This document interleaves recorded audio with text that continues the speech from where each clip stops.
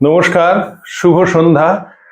আজকে শনিবার ৩রা জানুয়ারি ২০২৬।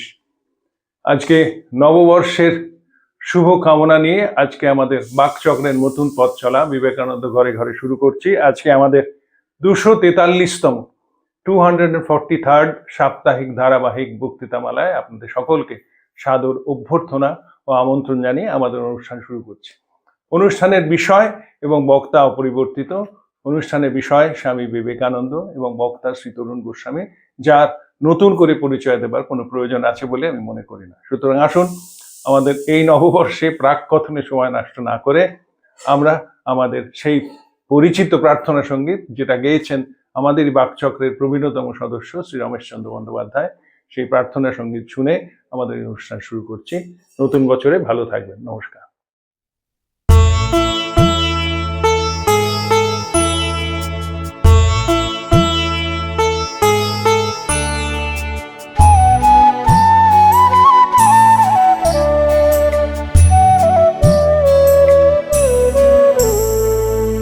তোমারে করিয়াছি জীবনের ধ্রুবতারা, এ সমুদ্রে আরো কবু হব না গো পথহারা। তোমারে করিয়াছি জীবনের ধ্রুবতারা।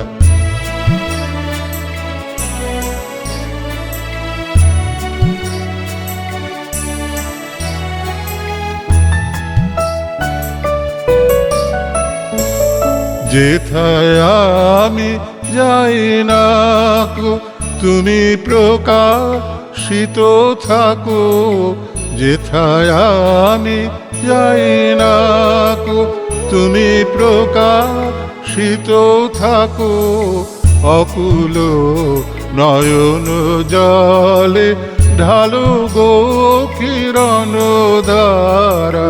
তোমারে করিয়াছি জীবনের ধ্রুবতারা।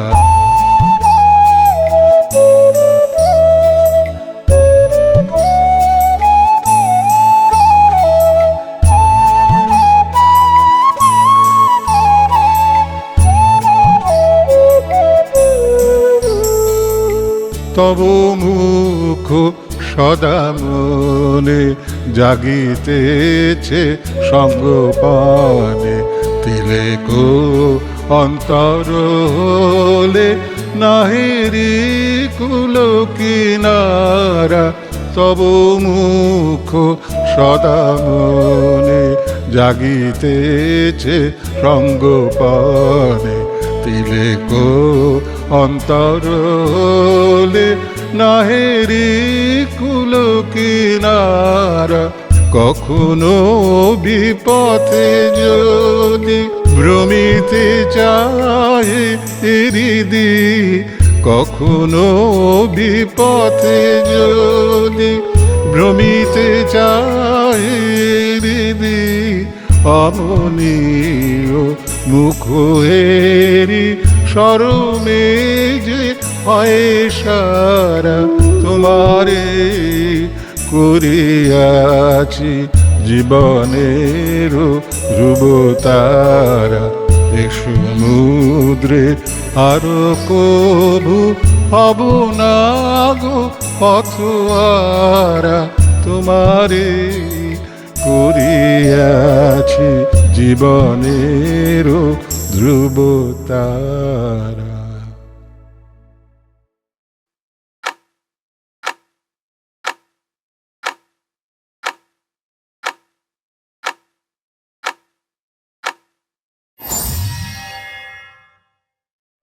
নমস্কার। আজকে আমরা যে চিঠিটি পড়ছি সেটি স্বামীজি লিখেছিলেন ধীরা মাতাকে 8ই এপ্রিল 1900 সাল। এইখানে স্বামী অভেদানন্দজির কাজের সমর্থন করেছেন। আপনারা জানেন যে স্বামী অভেদানন্দজি বহুদিন বিদেশে ছিলেন, একেবারে 1896 সালে গিয়ে পৌঁছেছিলেন। দেশে এসেছিলেন 1921 সাল। দীর্ঘ প্রবাস জীবন এবং আমেরিকায় যত পণ্ডিত ছিলেন সকলেই স্বামী অভেদানন্দজির বন্ধু ছিলেন। টমাস অ্যালভা এডিসন তিনি যখন তার গ্রামাফোন তৈরি করেন এবং বাল্ব বানান, এই দুটি স্বামী অভেদানন্দজিকে উপহার দিয়েছিলেন। বেদান্ত মঠ যে রয়েছে রাজকৃষ্ণ স্ট্রিটে, সেখানে যদি যান দেখবেন টমাস অ্যালভা এডিসনের দেওয়া অভেদানন্দজির সে গ্রামাফোন এখনো তাদের গান শোনা যায়। স্বামী আত্মবোধানন্দজি আমাকে বহুবার নিয়ে গেছেন এবং সে গান শোনার সৌভাগ্য হয়েছে। ফ্র্যাঙ্ক ডোরাকে যে শ্রীরামকৃষ্ণের ছবিটি এঁকেছিলেন সেটিও অভেদানন্দজির মঠেই রাখা আছে। অভেদানন্দজি গিয়ে উইলিয়াম জেমসের সঙ্গে তার বন্ধুত্ব হয় এবং উইলিয়াম জেমসের সঙ্গে অভেদানন্দজি তাঁরা দুজনেই মরণের পরে কি হয় তা নিয়ে প্রচুর কাজ করেন। এখন আপনারা জানেন সারা পৃথিবীতে নিয়ার ডেথ এক্সপিরিয়েন্স একটা বড় কাজের বিষয়। সেইখানে সকলেই উইলিয়াম জেমস এবং স্বামী অভেদানন্দজিকে গুরু বলে মানে। স্বামী অভেদানন্দজির একটি অসাধারণ বই আছে, লাইফ বিয়ন্ড ডেথ, পড়বার মতো বই। অভেদানন্দ সম্বন্ধে স্বামীজি খুব একটা রসিক মন্তব্য করেছিলেন, কালী সব ভালো, শুধু বড় ভূত ভূত করে। কিন্তু মহাপণ্ডিত ছিলেন অভেদানন্দজি, এবং অভেদানন্দজির 10 খণ্ডে বাণীয় রচনা আছে। সেইখানে আমরা নানা মনের বিচিত্র রূপ, অভেদানন্দ যখন মন নিয়ে কাজ করেছেন, মনে রাখবেন তখন কিন্তু পাশ্চাত্যেও কোনো পণ্ডিত মন নিয়ে কাজ করেননি যখন শুরু করেছিলেন। এবং এতটাই বিদেশে জনপ্রিয় ছিলেন যে বিয়ের অনুষ্ঠানের আগে গিয়ে বেদান্তের কথা বলতেন। এ কম কথা নয়, কিন্তু বিয়ের অনুষ্ঠানের আগে গিয়ে তিনি বেদান্তের কথা বলছেন এবং বলেন চমৎকার। অভেদানন্দজির রেকর্ড পাওয়া যায়, মেগাফোন থেকে বেরিয়েছিল। এবং শ্রীরামকৃষ্ণের যখন জন্ম শতবর্ষ 1936 সালে অভেদানন্দজি বক্তৃতা করেছিলেন এবং বলেছিলেন the last direct disciple of Sri Ramakrishna. অভেদবাদী বেদান্তিককে Swamiji নাম দিয়েছিলেন অভেদানন্দ। বাবা রসিকলাল চন্দ্র ছিলেন ওরিয়েন্টাল সেমিনারি স্কুলের মাস্টারমশাই, তারই ছেলে কালীপ্রসাদ চন্দ্র খুবই পণ্ডিত এবং স্বামীজির সমবয়সী। তিনি বিদেশে গিয়েছিলেন।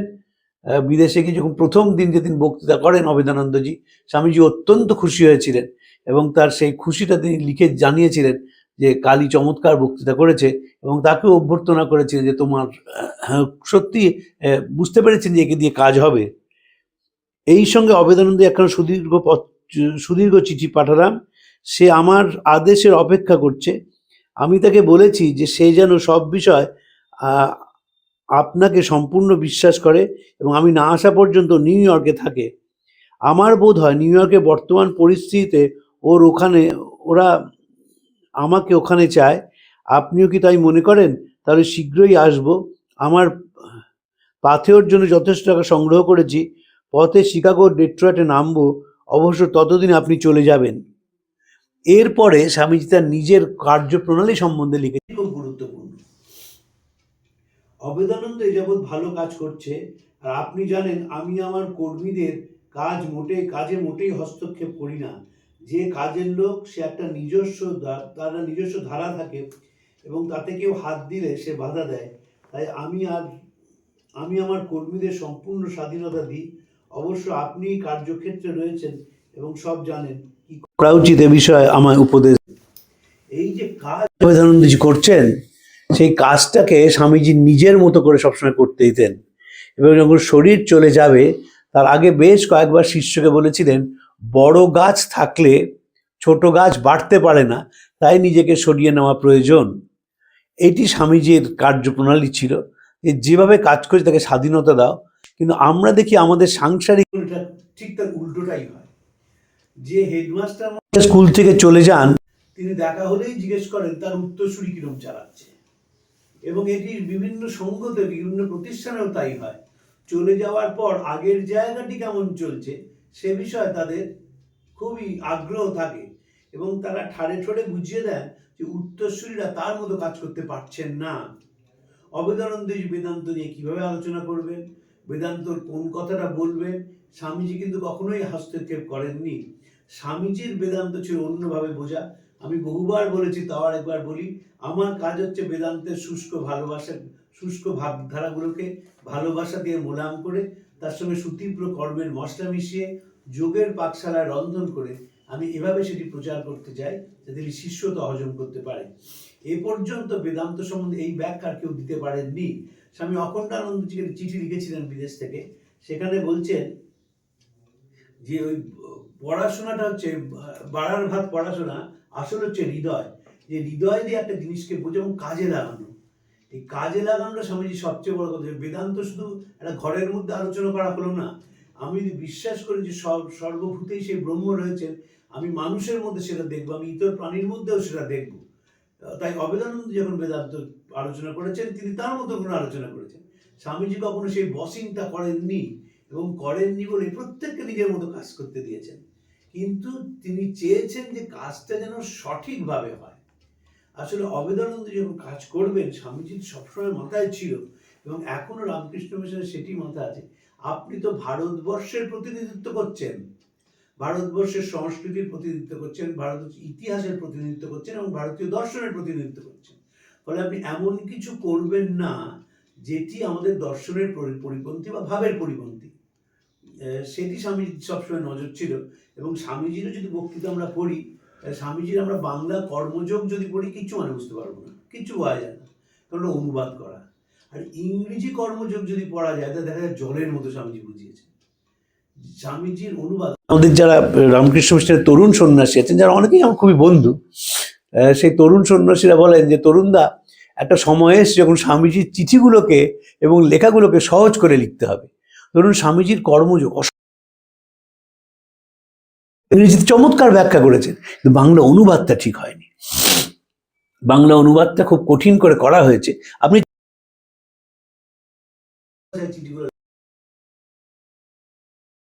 এই যে আজকে যে চিঠিটা পড়ছি আমরা, সেটাই তো ইংরেজিতে লেখা চিঠি, বাংলায় অনুবাদ করা হয়েছে। যে অনুবাদ, এখন ভাষা পাল্টে গেছে, এখনকার ভাষা অনুবাদ করলে অনেক বেশি হৃদয়গ্রাহী হয়, মনোগ্রাহী হয়, এবং পাঠক অনেক বেশি উৎসাহ নিয়ে পড়ে। আমি ক্রমশই সুস্থ হচ্ছি, এখন পাহাড় চড়াই উতরাইও করতে পারি। মাঝে মাঝে স্বাস্থ্য খারাপ হয়, কিন্তু অসুস্থতার স্থিতিকাল ক্রমেই কমে আসছে। মিসেস মিল্টনকে আমার ধন্যবাদ জানাচ্ছি। যে আমি সুস্থ হচ্ছি, এটা স্বামীজির খুব বড় কথা। স্বামীজি সুস্থ হয়েছেন কী করে বুঝতেন? স্বামীজি পাহাড়ে চড়াই উতরাই করতেন এবং ঘোড়ায় চড়তে ভালোবাসতেন। আমরা দেখব যে স্বামী অশ্বিনী কুমার দত্তের একটি অসাধারণ লেখা আছে। আলমোড়াতে তিনি দেখলেন যে একজন সন্ন্যাসী, গেরুয়া পোশাক, তিনি ঘোড়া থেকে নামলেন। একজন সাহেব ঘোড়াটিকে নিয়ে আস্তাবলে চলে গেল, এবং তখন তিনি বললেন যে, আরে এই সন্ন্যাসী তো নরেন্দ্রনাথ, গিয়ে কথা বলতে শুরু করলেন। স্বামীজিকে আমরা দেখব ক্ষেত্রীর মহারাজের সঙ্গে ঘোড়ায় চড়েছেন, ঘোড়ায় চড়ে যাচ্ছেন ক্ষেত্রীতে। সবাই দেখছেন যে রাজা তো ঘোড়ায় চড়েন, সকলেই জানতো, রাজার পাশে গেরুয়া পোশাক সন্ন্যাসীও ঘোড়ায় চলেছেন। স্বামীজি যে ঘোড়া, এখন প্রশ্ন ওঠে, স্বামীজি তার ঘোড়ায় চড়া শিখলেন কী করে? স্বামী যখন 14 বছর বয়স, তখন বাবা বিশ্বনাথ দত্ত একটা জন্মদিনে ঘোড়া কিনে দিয়েছিলেন, টাট্টু ঘোড়া। তখন তো কলকাতায় এরকম ট্রাফিক ছিল না, সেই ঘোড়া নিয়ে স্বামীজি ঘুরে বেড়াতেন। ফলে ঘোড়ায় ওঠাটা স্বামীজির ছিল একেবারে রক্তমজ্জে হাড়ে মিশে গিয়েছিল। শঙ্করী প্রসাদ বসু লিখছেন সহাস্য বিবেকানন্দে, যে বিবেকানন্দের দুজন খুব প্রিয় মানুষ, তারা ঘোড়ায় খুব চড়তে ভালোবাসতেন। আকবর বাদশার ঘোড়ায় উঠতে উঠতে পা বেঁকে গিয়েছিল, আর নেপোলিয়ন ঘোড়ায় চড়েই ঘুমাতেন। তো এই দুজনকে স্বামীজি খুবই সম্মান করেছেন। শিকাগো বক্তৃতাতেও আকবরের কথা লিখেছেন, Ashoka's council was A council for the Buddhist sect, and Akbar's the more to the purpose was only a parlour meeting. দিন ইলাহির কথা বলেছেন, এবং নেপোলিয়নের কথাও স্বামীজি বলেছেন যে সমগ্র জাতি স্কন্ধে দাঁড়িয়ে এক বীর অঙ্গুলি হেলনে ধরাকে কাঁপাতে লাগলো, তিনি নেপোলিয়ন। তো সেই স্বামীজি চড়াই উতরাই এটা বলতেন। এবং ডায়াবেটিস ছিল, তো তখন তো ডায়াবেটিসের কোনো ট্রিটমেন্ট ছিল না, ঠান্ডায় ভালো থাকতেন। স্বামীজির যত সমস্যা হতো গরমে এলে, কারণ ডায়াবেটিস গরমে বেড়ে যেত, এবং শীতে স্বামীজি খুব ভালো থাকতেন। এবং এখানে শরীর সুস্থ হয়ে যাচ্ছে লিখছেন বারবার। 1900 সাল ছিল, তার মানে তখন 37 বছর বয়স। আস্তে আস্তে জীবনদীপটা নিভবে, এরপর থেকেই শরীর খারাপ হতে শুরু করবে। এবং আমি যে আপনাদের বহুবার আগেও বলেছি, আজকেও বলছি, যে চিঠিপত্র পড়লেই বোঝা যায় যে স্বামীজির শরীরটা কীভাবে আস্তে আস্তে খারাপ হচ্ছে। তার মানে এই নয় যে আমরা শুধু স্বামীজির শরীর নিয়েই থাকব। অনেকেই মনে করেন স্বামীজি রোগের ডিপো ছিলেন, তা ছিলেন না, একেবারেই ছিলেন না। শরীরটাকে ইগনোর করতে জানতেন, এবং বলছেন সব বিষয়ে আমি চরমপন্থী, এই স্বাস্থ্যের বিষয়ে তাই। হয় আমি লৌহদ্র বিষণ্ণে অসীম বলশালী, নতুবা একেবারে ভগ্নদেহ মৃত্যুর সৈকতশায়ী। এইভাবে স্বামীজি জীবনটা কাটিয়েছেন, এবং তারপরে তিনি কলকাতার কথায় ফিরে গেছেন। যে কলকাতায় প্রেরিত টাকা যথাসময়ে পৌঁছেছে, এই যে বিদেশ থেকে টাকা উপার্জন করছেন স্বামীজি, যাতে কলকাতায় আস্তে আস্তে তার যে তৈরি করা মঠ সেটি আরেকটু অর্থনৈতিকভাবে সবল হয়, এবং শুধু সবল হয় না, যাতে যে সেবা কাজগুলোর মধ্যে রামকৃষ্ণ মিশন কাজ শুরু করেছে সেটাও যাতে চালু হতে পারে। পুনশ্চ শেষ পর্যন্ত আমি সেরে উঠবো এই বিষয়ে আমার সন্দেহ নেই। আমি স্টিম ইঞ্জিনের মতো কাজ করে চলেছি, রাঁধছি, যা খুশি খাচ্ছি, এবং তা সত্ত্বেও বেশ ঘুমোচ্ছি এবং ভালো আছি। এই আপনার দেখা উচিত ছিল। এই যে কাজ করছি, খাচ্ছি, ঘুমাচ্ছি, স্বামীজি নিদ্রাহীনতায় ভুগতেন। অনেকেই বলেন যে স্বামীজির ইনসমনিয়াটা হয়েছিল ডায়াবেটিসের জন্য। আমার মনে হয় না, ডায়াবেটিসের জন্য ইনসমনিয়া হতেই পারে, আসল ছিল স্ট্রেস। আমাদের তো ওই অসুবিধাই, আমরা আবার ওই রক্তমাংসের শরীরটাকে ভাবতে পারি না, প্রচণ্ড স্ট্রেস। এই যে মঠটা দাঁড় করিয়েছেন, যে মঠের ওপর একটা বিরাট সংখ্যক কলকাতার মানুষের বিরূপ দৃষ্টি, কী করে কাজ করবেন এইটাই স্বামীজির কাছে তখন খুব বড় চিন্তার কারণ, এবং শরীরটা সাথ দিচ্ছে না। ফলে স্বামীজি তার যে প্ল্যানটা করবেন সেটা মাঝে মাঝেই থোয়াটেড হচ্ছে, পা ফুলছে, হার্টের গণ্ডগোল হচ্ছে। সে অবস্থায় দাঁড়িয়ে তিনি বলছেন যে আমাকে সুস্থ হবই, ওই মনের জোরে কাজ করছেন।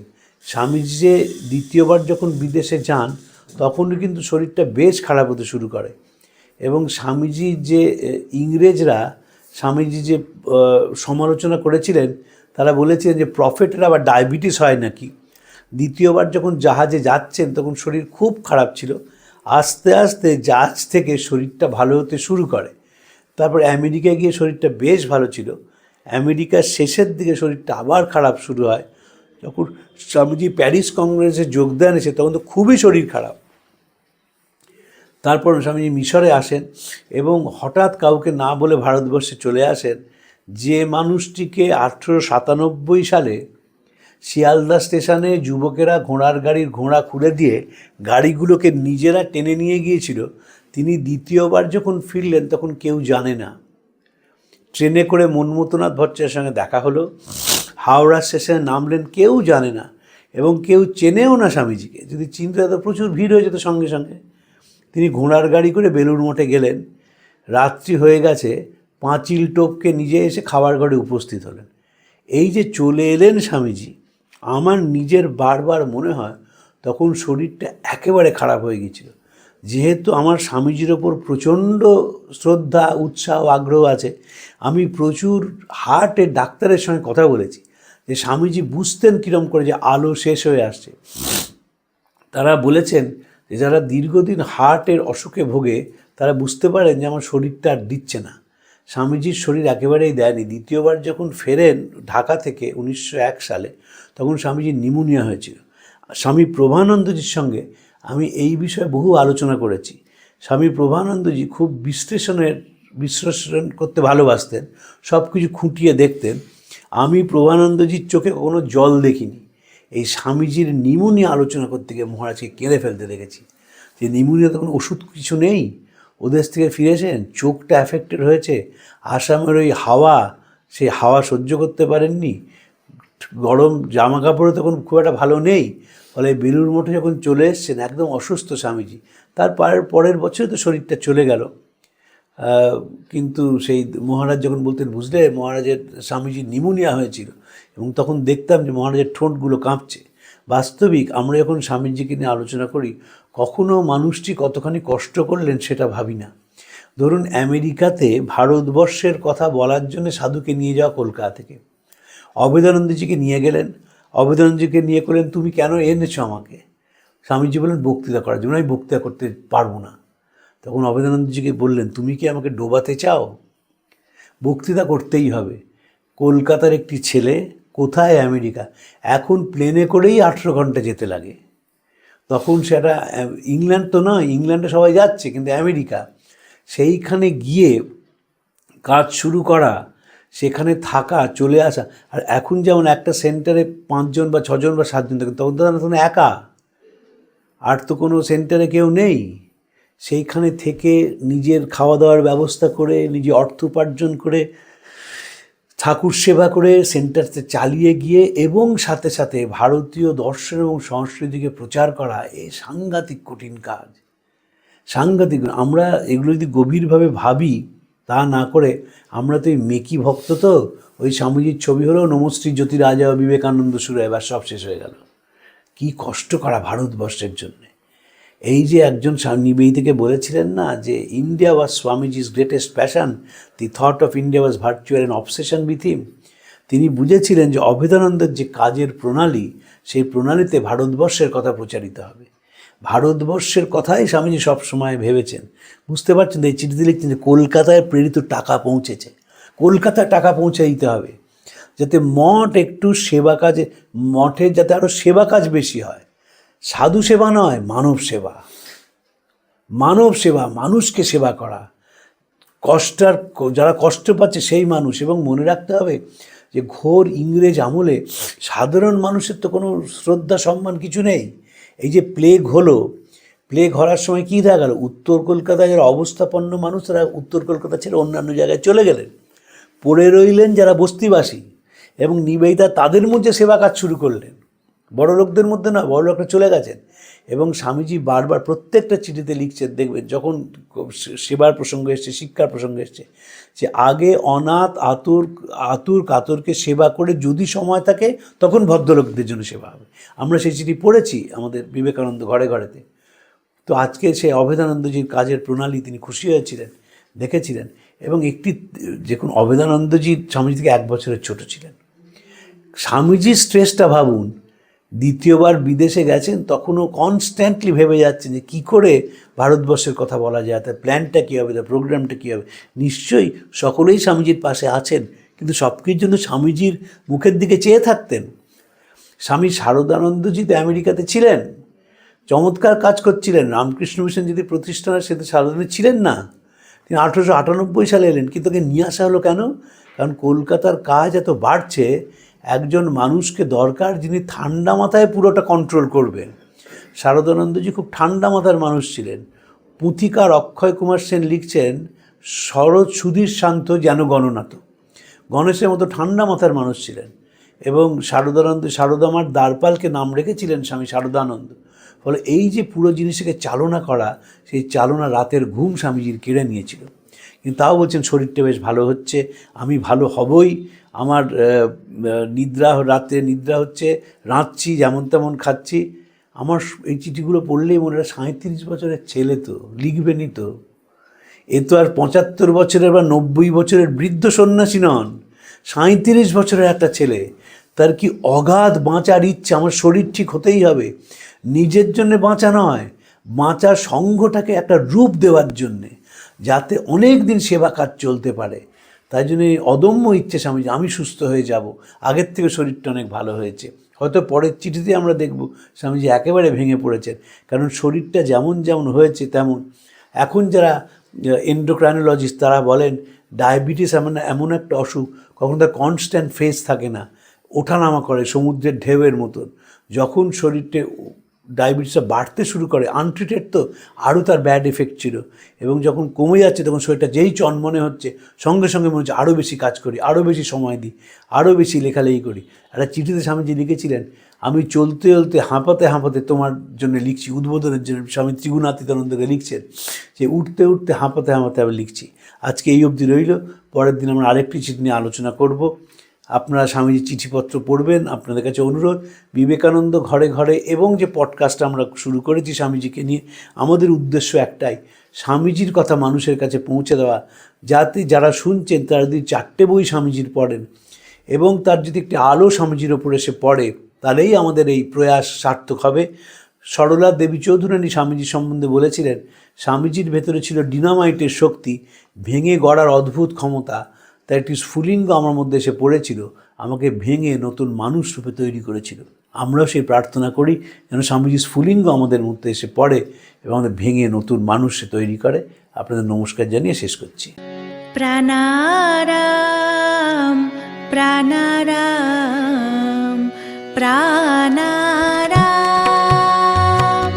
প্রাণারাম প্রাণারাম প্রাণারাম।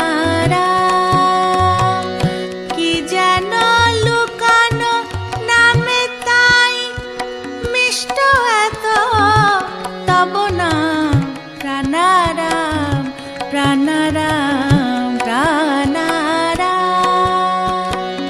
প্রাণারাম প্রাণারাম